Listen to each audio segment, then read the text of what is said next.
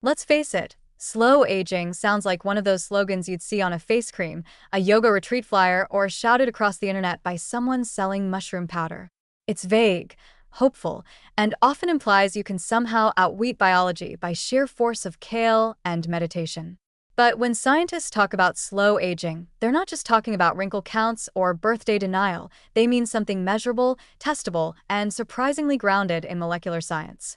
So let's cut through the collagen-smoothed marketing fog and look at what slow aging really means and how you'd actually know if you're doing it. First, the bad news. We're all aging, every single second.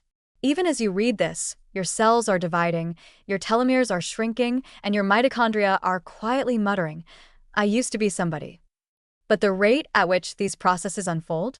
That's where things get interesting and hopeful. Some people age biologically much faster or slower than others, even if their birthdays are the same.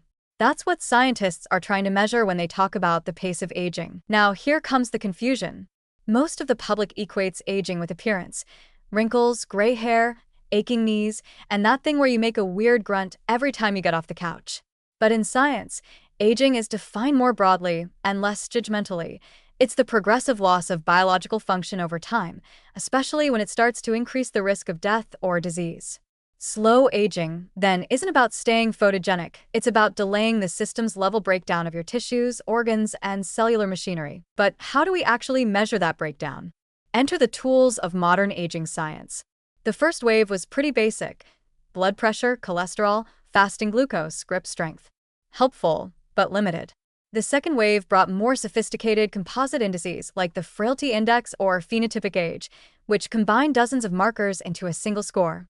Still better, but they reflect aging as it has already occurred. Then came the epigenetic clocks, the cool kids on the aging metric block. These clocks, with names like GrimAge, PhenoAge, and Dunedin Pace, look at patterns of DNA methylation, which change predictably with age. Think of it like cellular graffiti. Your DNA stays the same, but the methylation tags scribbled on it tell a story of what your body has been through: your stress, your sleep habits, your sugar binges, and your vitamin D negligence. When you slow aging according to these clocks, you're literally showing less biological wear and tear in the genome's control panel. Take Dunedin Pace, for example. This metric doesn't just tell you how old you are biologically, it tells you how fast you're aging right now. If your Dunedin Pace is 1.0, you're aging at a normal rate. If it's 0.8, you're aging 20% slower than average Go-You. If it's 1.2, well, maybe cut back on the all-nighters and ultra-processed snacks. What's fascinating is how these clocks are being used in real time to test interventions, from calorie restriction and exercise to metformin, omega-3s, or even full-on gene therapies. Some early studies suggest it's possible to reverse biological age by up to 2 or 3 years with the right combination of lifestyle changes and supplements. That's not quite a fountain of youth, but hey, if someone offered to knock a few years off your internal clock with fewer side effects than Botox, would you say no? Of course, we should clear up a big misconception here. Slow aging is not the same as immortality.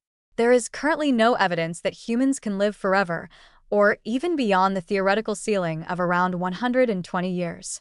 But aging slower could mean reaching 80 or 90 with your brain intact, your joints working, and the ability to open a jar without summoning a neighbor. And it's not all or nothing. Even modest reductions in biological aging rate, say, slowing it by 10%, could add years of healthy life, reduce time spent in the hospital, and slash your risk of chronic diseases like heart disease, diabetes, or dementia. It's not about living forever, it's about living well for longer. Less drooling, more dancing. So the next time you hear someone promise to slow aging, ask what they mean. Are they measuring blood biomarkers? Looking at telomeres? Quoting an epigenetic clock? Or just trying to sell you a supplement named after a jungle animal? Aging slowly is possible, but only when we understand what's actually being measured and what's just marketing. In the end, slow aging is a bit like good Wi-Fi. You might not notice it when it's working well, but when it lags, everything suffers. The good news is, with the right tools and habits, you can optimize your cellular signal and keep streaming the good life well into the decades ahead.